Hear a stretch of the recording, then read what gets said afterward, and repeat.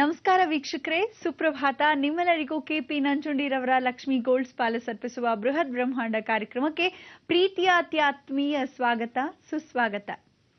ತಪ್ಪು ತಿಳಿಯುವುದಕ್ಕಿಂತ ತಿಳಿದೇ ಇಲ್ಲವೆಂದು ಭಾಸ ಮಾಡಿಕೊಳ್ಳೋದು ಶ್ರೇಯಸ್ಕರ ಅಂತ ಹೇಳ್ತಾ ಬನ್ನಿ ಗುರೂಜಿಯವರನ್ನ ಕಾರ್ಯಕ್ರಮಕ್ಕೆ ಸ್ವಾಗತಿಸೋಣ. ಶ್ರೀಯುತರು ಶ್ರೀ ಸಂಪೂರ್ಣ ಸನಾತನ ಧರ್ಮ ಸಂರಕ್ಷಣಾ ಸಮಿತಿಯ ಸಂಸ್ಥಾಪಕರು ಹಾಗೂ ಶ್ರೀ ಸಂಪೂರ್ಣ ವರಮಹಾಲಕ್ಷ್ಮಿ ಮಹಾಸಂಸ್ಥಾನದ ವ್ಯವಸ್ಥಾಪಕ ನಿರ್ದೇಶಕರು, ನಮ್ಮೆಲ್ಲರ ಪ್ರೀತಿಯ ನೆಚ್ಚಿನ ಗುರುಗಳು ಶ್ರೀ ನರೇಂದ್ರ ಬಾಬು ಶರ್ಮಾ ಗುರುಜಿಯವರು. ಗುರುಜಿ ನಮಸ್ಕಾರ. ಬೃಹತ್ ಬ್ರಹ್ಮಾಂಡ ಕಾರ್ಯಕ್ರಮಕ್ಕೆ ಪ್ರೀತಿಯ ಸ್ವಾಗತ ಗುರುಜಿ ತಮ್ಗೆ. ಗುರುಜಿ, ಇವತ್ತು ಸೋಮವಾರ ಏನೆಲ್ಲ ವಿಶೇಷ ಮಾಹಿತಿಯನ್ನ ನೀಡ್ತಿದ್ದೀರಾ, ಹಾಗೆ ರಾಮೇಶ್ವರ ಒಂದು ಯಾತ್ರೆಯನ್ನೇ ಮಾಡ್ತಿದೀವಿ ಅಂತ ಹೇಳ್ಬೋದು ನಿಮ್ಮ ಮಾತಿನ ಮುಖೇನ, ಅದರ ಕುರಿತು ಏನ್ ತಿಳಿಸ್ಕೊಡ್ತಿದ್ದೀರಾ ಗುರುಜಿ? ಎಲ್ಲ ವೀಕ್ಷಕ ಬಾಂಧವರಿಗೆ ಪರಿಪೂರ್ಣವಾದ ಸ್ವಾಗತ ನಿಮ್ಮೆಲ್ಲರ ಬ್ರಹ್ಮಾಂಡ ಲೋಕಕ್ಕೆ. ಇವತ್ತಿನ ದಿವಸ ಬಹಳ ಸಂತೋಷ. ಪ್ರತಿಯೊಬ್ಬ ಮನುಷ್ಯನಿಗೂ ಏನಾದರೂ ಒಂದು ಜೀವನದಲ್ಲಿ ಆಧಾರ ಬೇಕು. ಆಧಾರ ಸ್ತಂಭ ಇಲ್ಲದೆ ಜಗತ್ತಲ್ಲಿ ಅವನು ಮುಂದುವರಕ್ಕೆ ಸಾಧ್ಯವಿಲ್ಲ. ಯಾವ ಕಾಲಕ್ಕೂ ತಿಳ್ಕೊಳ್ಳಿ, ಪ್ರತಿಯೊಬ್ಬನಿಗೂ ಕಷ್ಟ ಇದ್ದೇ ಇದೆ. ಕಷ್ಟ ಇಲ್ಲದೆ ಇರತಕ್ಕಂಥ ಮನುಷ್ಯ ಜೀವನದಲ್ಲಿ ಯಾವ ಜೀವಿನೂ ಇಲ್ಲ. ಅದರಿಂದ ಇಂಥ ಒಂದು ಕಷ್ಟಗಳಿಗೆ ಪರಿಹಾರವನ್ನು ನೀಡತಕ್ಕಂಥ ವಿಶೇಷವಾಗಿರ್ತಕ್ಕಂಥ ಅಂಶ, ಮಕ್ಕಳಿಂದ ಹಿಡಿದು ದೊಡ್ಡವರವರೆಗೂ ಎಲ್ಲರನ್ನು ಸಂರಕ್ಷಣೆ ಮಾಡತಕ್ಕಂಥವನು ಒಬ್ಬ ಮಹಾಪುರುಷನಾಗಿದ್ದಾನೆ. ಆ ಮಹಾಪುರುಷನಾಗಿರ್ತಕ್ಕಂಥವನ್ನ ಸ್ಮರಣೆ ಮಾಡ್ಕೋಬೇಕು. ಭೂಮಿಯಲ್ಲೇ ಇದ್ದಾನೆ, ವೃಕ್ಷದಲ್ಲಿ ವಾಸವಾಗ್ತಾನೆ, ಜಗತ್ತೆಲ್ಲ ಯಾವುದಾದ ರೂಪವನ್ನು ತಗೊತಾನೆ. ಇಂಥ ಸಂರಕ್ಷಣೆನ ಮಕ್ಕಳಿಗೆ ವಾಕ್ಚಾತುರ್ಯ ಕೊಡ್ತಾನೆ, ಗಂಡ ಹೆಂಡತಿಗೆ ಸೇರಿಸ್ತಾನೆ, ಎಲ್ಲರ ಜೀವನವನ್ನು ನೋಡ್ಕೊತಾನೆ. ಆದರೆ ಅವನ ಹತ್ರ ಹೋಗ್ತಕ್ಕಂಥವ್ರಿಗೆ ಸಾಕಷ್ಟು ಜನಕ್ಕೆ ಭಯ ಇರುತ್ತೆ, ಕೆಲವರಿಗೆ ಜಿಗುಪ್ಸೆ ಇರುತ್ತೆ, ಕೆಲವ್ರಿಗೆ ಯಾವ ಕಾಲಕ್ಕೂ ಆ ಶಕ್ತಿನೇ ಬರಲ್ಲ, ಅಥವಾ ಅವನ ಕಾಲಕ್ಕೆ ಹೋಗೋಕ್ಕೆ ಮನಸ್ಸೇ ಬರಲ್ಲ. ಇಲ್ಲ ಅವನಿಗಿಷ್ಟ ಇರಬೇಕು, ಇಲ್ಲ ನಿಮಗಿಷ್ಟವಾಗಬೇಕು. ನಿಮಗಿಷ್ಟ ಆಗಿದ್ರು ಸಹ ಅವನಿಗೆ ಇಷ್ಟವಾದರೆ ಮಾತ್ರ ಅವನು ಕರೆಸ್ಕೊಳ್ತಕ್ಕಂಥ ಅವಕಾಶ.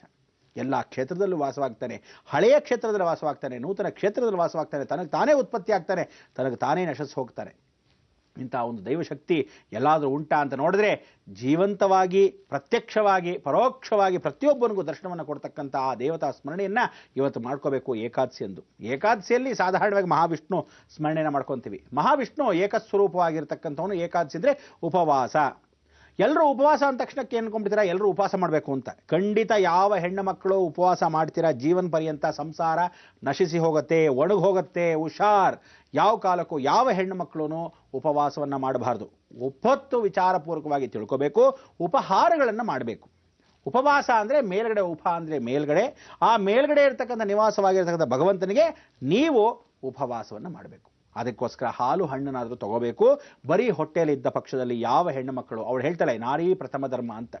ಮೊದಲನೇದಾಗಿ ಹೆಣ್ಣು ಮಕ್ಕಳು ಯಾವ ಕಾಲಕ್ಕೂ ಒಣಗಬಾರ್ದು ಅಂತ ಹೇಳ್ತೀವಿ. ಇಡೀ ಜಗತ್ತಲ್ಲಿ ಅವಳು ಒಣಗೋದ್ರೆ ಸಂಸಾರ ಸರ್ವನಾಶ. ಅವಳು ಚೆನ್ನಾಗಿ ಮುಗುಮುಗ್ತಾ ನಗ್ನಗ್ತಾ ಬಹಳ ಸಂತೋಷವಾಗಿರಬೇಕು. ಅದಕ್ಕೆ ಹೇಳೋದು, ಎಷ್ಟೋ ಕಾಲಕ್ಕೆ ಎಂಥ ಕಷ್ಟ ಬರಲಿ ಕೆಲವರು ಮುನಿಸ್ಕೊಂಡ್ಬಿಡ್ತಾರೆ ಮನೆಯಲ್ಲಿ ಹೆಣ್ಮಕ್ಳು. ಗಂಡ ಬೈದು ಹೋಗ್ತಾನೋ, ಗಂಡನ ಹತ್ರ ಹೊಡ್ಸ್ಕೊಂಡಿರ್ತಾಳೋ, ಅಥವಾ ಇವಳೇ ಒಂದು ಹುಚ್ಚಿ ಥರ ಗಂಡನ ಮೇಲೆ ಯಾವ ಅಪೇಕ್ಷೆಗಳು ಇಲ್ಲದೆ ಇರತಕ್ಕಂಥ ಆಸಕ್ತಿಯನ್ನು ಹೆಣ್ದಿರ್ತಾಳೋ, ಅಥವಾ ಇವಳು ಮೂಡಿನೋ ಏನೋ, ಈ ಥರದ ಹೆಣ್ಮಕ್ಳು ಸಾಕಷ್ಟು ಜನ ಇರೋದ್ರಿಂದ ಆ ಪರಿವರ್ತನೆ ಮಾಡ್ಕೋಬೋದಾ ಬೇಡವಾ ಅಂತ ಒಂದು ಸಮಯ ಇದ್ದಾಗ, ಒಬ್ಬಳೇ ಇದ್ದಾಗ, ಬೇಡಪ್ಪ ನಾನು ಉಪವಾಸ ಮಾಡ್ತೀನಿ ಅಂತ ಯಾವುದ್ರ ಮೇಲೆ ಕೋಪ ಮಾಡ್ಕೋಬೋದು. ಅಥವಾ ಇಲ್ಲ ರೀ, ನನ್ನ ದೇವರು ವ್ರತ ಮಾಡಬೇಕು, ಉಪವಾಸ ಮಾಡಬೇಕು ಅಂಥೇಳಿ ತಾನೂ ಒಣಗ್ತಾ ಇದ್ದ ಹಾಗೆ ಸಂಸಾರನೂ ಒಣಗಿಸ್ಬಿಡ್ತಾಳೆ. ಇಂಥ ಒಂದು ಜೀವನ ಮಾಡಲೇಬಾರದು. ತಾನು ಒಣಗಿದ್ರೆ ತನ್ನ ಅಂಗಗಳೆಲ್ಲ ಒಣಗೋಗುತ್ತೆ. ತಾನು ಅಂಗಗಳೆಲ್ಲ ಒಣಗೋದ್ರೆ ಒಳಗಡೆ ಇರ್ತಕ್ಕಂಥ ಗರ್ಭಕೋಶ ಒಣಗೋಗುತ್ತೆ. ಯಾವತ್ತು ಗರ್ಭಕೋಶ ಒಣಗೋಗುತ್ತೋ ಅವಳು ಹುಟ್ಟಿರ್ತಕ್ಕಂಥ ಮಕ್ಕಳು ಅಥವಾ ಹುಟ್ಟಬೇಕಾದ ಮಕ್ಕಳಿಗಿಂತ ಪರಿಪೂರ್ಣವಾಗಿ ವಿನಾಶ. ಆ ಮಕ್ಕಳು ಬೇರೆ ಕಡೆ ಜೀವ ಮಾಡ್ತಾ ಇದ್ರು. ತಾಯಿ ಒಣಗಿದ್ರೆ, ದೊಡ್ಡ ವೃಕ್ಷ ಒಣಗೋದ್ರೆ ಆ ವೃಕ್ಷದ ಒಳಗಿರ್ತಕ್ಕಂಥ ಹಣ್ಣುಗಳೆಲ್ಲ ಒಣಗಿ ಹೋಗುತ್ತೆ, ನಶಿಸಿ ಹೋಗುತ್ತೆ. ಯಾವ ಕಾಲಕ್ಕೂ ಎಂಥ ಕಾಲಕ್ಕೂ ಕಾಲಾಯ ತಸ್ಮೈ ನಮಃ ಅಂತ ಇವನ ಸ್ಮರಣೆಯನ್ನು ಮಾಡ್ತಾ ಇದ್ರೆ ಸಾಕು, ಹೆಣ್ಣು ಮಕ್ಕಳಿಗೆ ಆರೋಗ್ಯ. ಇವನ ಸ್ಮರಣೆ ಮಾಡ್ತಾ ಇದ್ರೆ ಸಾಕು, ಸರ್ವದಾ ನಿತ್ಯ ಕಲ್ಯಾಣ. ಅಂದರೆ ಹುಟ್ಟುತ್ತಾ ಇರತಕ್ಕಂಥ ಮಕ್ಕಳಿಗೆ ಆಶ್ರಯ ಬೇಕು. ಅಂದರೆ ಮಕ್ಕಳಿಗೆ ಆಶ್ರಯ ಇಲ್ಲದೆ ಇರತಕ್ಕಂಥ ತಂದೆ ತಾಯಿ ಇದ್ರೂ ಕೂಡ ಇಂಥ ಒಂದು ಮಕ್ಕಳು ಬರ್ತಾರೆ. ಮಕ್ಕಳಿಗೆ ಸಂತತಿ ಅಂತಕ್ಕಂಥದ್ದು, ಅಭಿವೃದ್ಧಿ ಅನ್ನೋದು, ಯಾವ ಕಾಲಕ್ಕೂ ಸಂತತಿನೇ ಇಲ್ಲದೆ ಇರತಕ್ಕಂಥ ಕುಟುಂಬಗಳಿದ್ದರೂ ಅವರಿಗೂ ಅಭಿವೃದ್ಧಿ ಆಗ್ತಕ್ಕಂಥವನು ಇವನ ಮುಖಾಂತರ. ಯಾರಿವನು? ಆ ವಿಶೇಷವಾಗಿರ್ತಕ್ಕಂಥ ಸಂದರ್ಭ ನೀವು ಕಾಯ್ತಾ ಕೂತ್ಕೋಬೇಕು. ನಾನು ಅವಾಗ ಬಂದೆ. ಗುರುಜಿ, ಮಹಿಳೆಯರಿಗೆಲ್ಲ ಬಹಳ ಒಳ್ಳೆಯ ಮಾಹಿತಿಯನ್ನ ಅವಾಗವಾಗ ಹೇಳ್ತಾನೆ ಇರ್ತೀರಾ. ಯಾವತ್ತೂ ಕೂಡ ನಿಮ್ಮ ಒಡಲು ಒಣಗಬಾರ್ದು, ಅಂದ್ರೆ ಯಾವಾಗ್ಲೂ ಹಸುಕೊಂಡು ದೇವ್ರಿಗೆ ಪೂಜೆ ಮಾಡಬಾರ್ದು, ಅದು ಅವನಿಗೆ ಮುಟ್ಟಲ್ಲ ಅಂತ ಹೇಳ್ತಿರ್ತೀರಾ. ಈಗ ಯಾವ್ದ್ರ ಹೊತ್ತು ನಿಮ್ಮೆಲ್ರಿಗೂ ತಿಳಿದೇ ಇದೆ, ಪತ್ರವನ್ನ ಓದೋ ಹೊತ್ತಾಯ್ತು. ಯಾರು ಎಲ್ಲಿಂದ ಬರೆದಿದ್ದಾರೆ ನೋಡೋಣವಾ? ಗುರುಜಿ, ಪತ್ರವನ್ನ ಸರಿತಾ ಅವರು ಬರೀತಿದ್ದಾರೆ. ಅವರ ತಂದೆಯ ಬಗ್ಗೆ ಕೇಳಬೇಕಂತೆ ಗುರುಜಿ. ಅವರ ತಂದೆ ಹೆಸರು ಜನಕ, ತಾಯಿ ದೇವಕಿ ಅಂತೆ.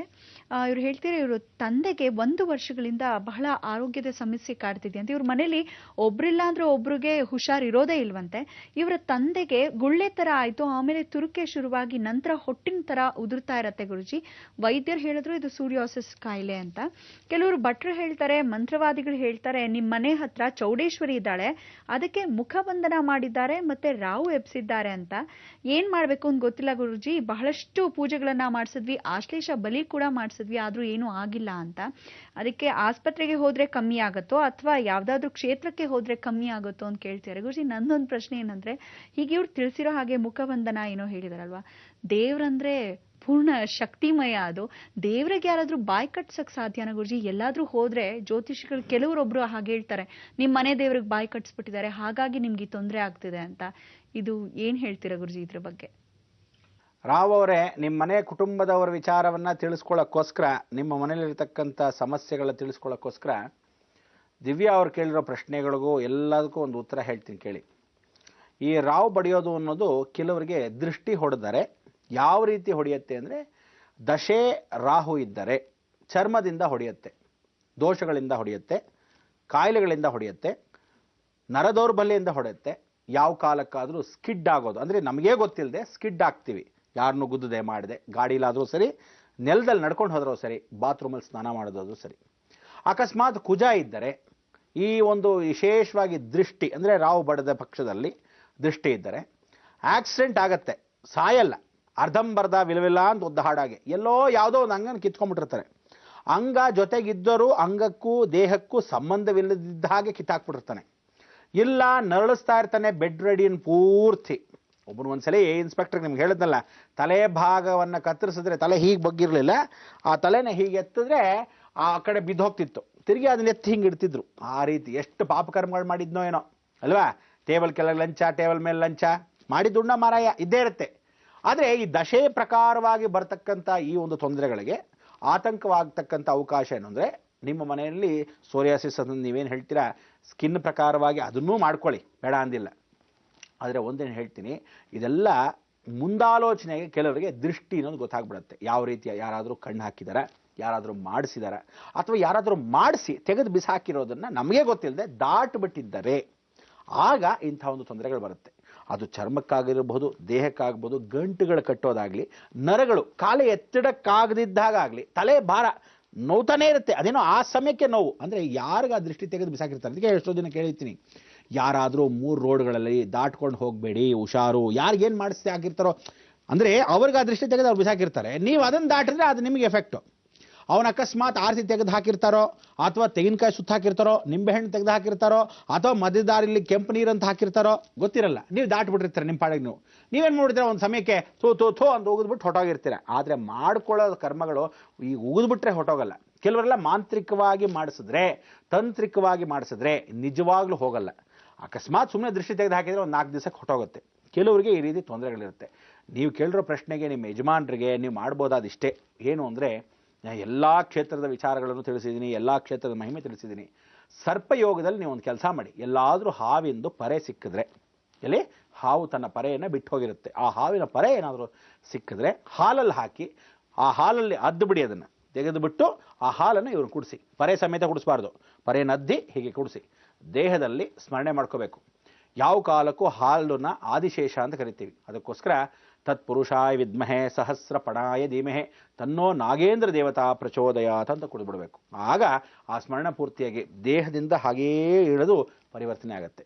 ಆದ್ದರಿಂದ ಈ ಪರೆಯನ್ನು ಅಕಸ್ಮಾತ್ ಎಲ್ಲಾದರೂ ಸಿಕ್ಕದ ಪಕ್ಷದಲ್ಲಿ ಬಂಡೆಗಳ ಹತ್ರ ಸಿಗಬೇಕು, ನೀರ ಹತ್ರ ಸಿಗಬಾರ್ದು. ಹೇಳಿದ್ದೀನಿ, ನೀರು ಕೈಗೆ ಸಿಕ್ಕಿದ್ದು ನೀವೇನಾದರೂ ಹಾಲ್ಗೆ ಹಾಕಿದ್ರೆ ದೇಹವೆಲ್ಲ ಊದ್ ಹೋಗುತ್ತೆ.